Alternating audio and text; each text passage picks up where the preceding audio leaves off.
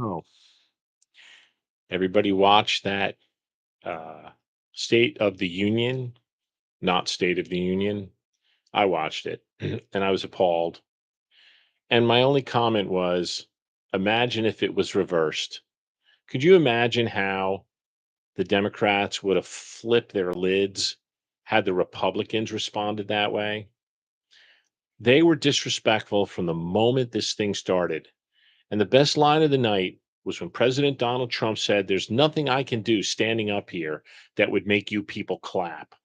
I could cure the most dangerous disease in the world, and you guys would be against me." So, my question is since I have Democratic friends, not a lot of them, but I do have Democratic stalkers, and you know who you are. Think about it. What is wrong with you? I mean, think about some of these people and their reaction to having that much hatred toward one person. I don't get it. There's some people in life that I've not really been fond of in my adult life, as well as when I was a kid. Even now, there's some people I'm not really super fond of. But when you think about it, do I hate somebody so bad that I would embarrass myself? And if I were into politics, that I would embarrass my entire party by doing the things that I did?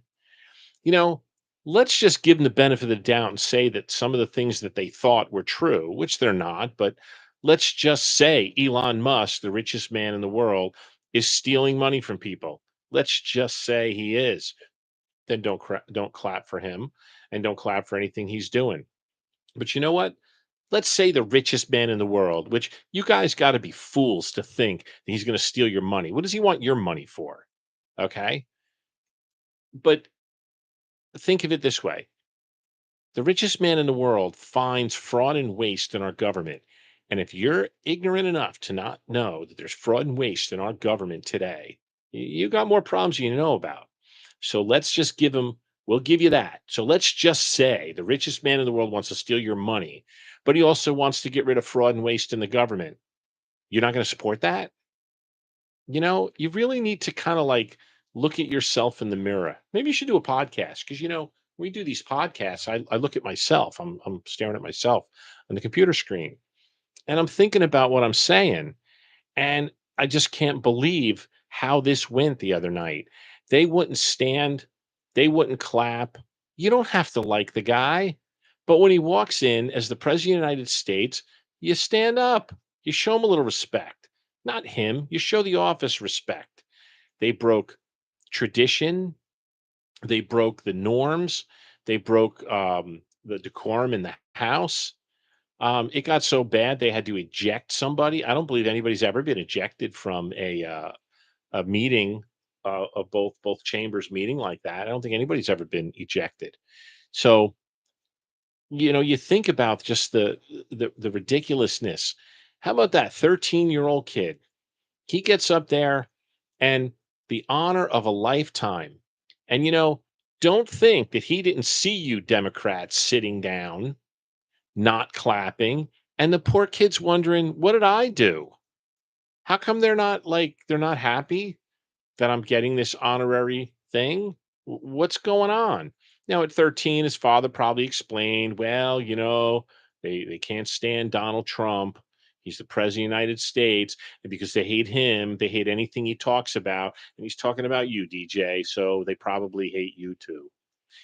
And let me tell you something. Last night, Jesse Waters sent Johnny out to do a little bit of a reconnaissance mission. He took the microphone, he went out there, and he started trying to interview people. He's talked to Elizabeth Warren, she wouldn't talk to him. Talked to Jasmine Crockett, wouldn't talk. Talked to Adam Schiff, wouldn't talk. All these senators, they just had nothing to say. One of them even acted stupid, saying, "What do you think about women in sports? I don't think women should be wearing shorts. Go look that one up." And this is a senator that somebody voted in, a Democrat, by the way, voted in. So my challenge to you guys, you're still my friends. I know you're Democrats. I know you have this Trump derangement syndrome. You just can't get beyond it. Listen, I got some family members that can't stand Donald Trump. They hate his guts. And, you can't really reason with them, but You think about it, you're going to reap the benefits of the positive things he's going to do in our country. How do I know that? Because the guy was president for 4 years, and with everybody relentlessly pursuing him, he still turned the country around. We had a great time economically under Trump's first term. I was able to go out and buy things. I was able to have a good life. I was able to get things done in my house. I had money. I had money in the bank. Uh, Life was good. Life was good. And then all of a sudden, things changed, and life all of a sudden wasn't so good. Gas prices went through the roof.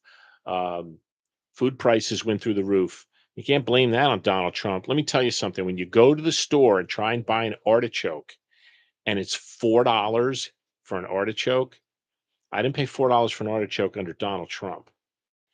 What else did I have to buy? The other day I was at the store and I was appalled at the price of um, I don't remember, but I know when I go to get gas and gas was like $2 and change under Trump. Actually, it was in the lows like 202, 206. We were hoping it was going to get down to like 190 something. Go look this one up, my Democratic friends. Take a look at what the price of crude oil was when we were able to flood the market uh, with our oil, with our crude oil, and they were giving it away. And I mean literally giving it away. I know some people who wanted to buy the whole ship worth of oil, but there was no place to put it. And a whole ship of, what is it, 40 million barrels? And it was free for the taking if you had a place to put it. We didn't see that in the next administration. So listen, I'm a human being. I know what it's like to not like somebody. I was not a fan of Barack Obama, but he was the president of the United States. And with the exception of in the comfort of my own home, and I talked to my family, my wife, and my kids, I showed the office of the presidency respect. And when he did do something good, I acknowledged it. And believe it or not, Barack Obama did do a few things that were good, from my humble opinion.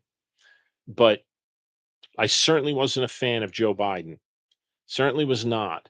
But, when he walked in to give his State of the Union address, everybody stood up, even the Republicans. And if I was there, I would have stood up as well because you respect the office. What these Democrats did should be, you should be appalled at, and you should be ashamed, especially if you live in one of the districts or one of the states where one of these senators is from. Unfortunately, I got Cory Booker and the new guy that took Menendez's place. And by the way, that'll be for another rant one of these days. Cross the Democratic Party when you're a Democratic senator and watch what happens to you. They might find gold bars in your jacket and a Mercedes in your driveway, and then they're going to have to arrest you and put you in jail for 11 years. Think about that. And because the Democrats don't normally turn on their own, regardless of how bad they are. And you can see that happen because they just censured um, Representative Green, and 10 Democrats actually crossed party lines. Let's see what happens. See what happens with them. But the rest of them that weren't appalled, my Senator Cory Booker was not appalled. And Cory, you probably won't ever see this podcast, but if you do, you're a disgrace. You're a disgrace, and I'm embarrassed to have you as a senator. You could have at least clapped. You could have clapped for the two mothers that were there, for their kids that were murdered. You could have clapped because Trump did something nice for them. He named that animal refuge after the one, and I forgot what he did for the other mom. But they were so appreciative. Why couldn't you be appreciative? You're a United States Senator, Cory Booker, and you should really learn to act like one. And this is why I'm hoping that come 2025 election in November, that we start getting rid of some of the riffraff we have here in the state of New Jersey. Because this could be a good state to live in, have we not had all this riffraff here. But anyway, so my Democratic friends, go back and watch that with an open mind and think about some of the things he said. Hey, listen, you don't have to watch Donald Trump drone on and on. Go watch it on YouTube and put it up to 2 times normal speed. And guess what? His 90-minute speech will only be 45 minutes. I think you can sit through 45 minutes of listening to some of the good things that he had planned for our country. So that's all for today. I didn't want to do two double rants on my Democratic friends, but what are you going to do? They make it so easy. If they didn't make it easy, I probably wouldn't be doing this. Anyway, until next time, see you then.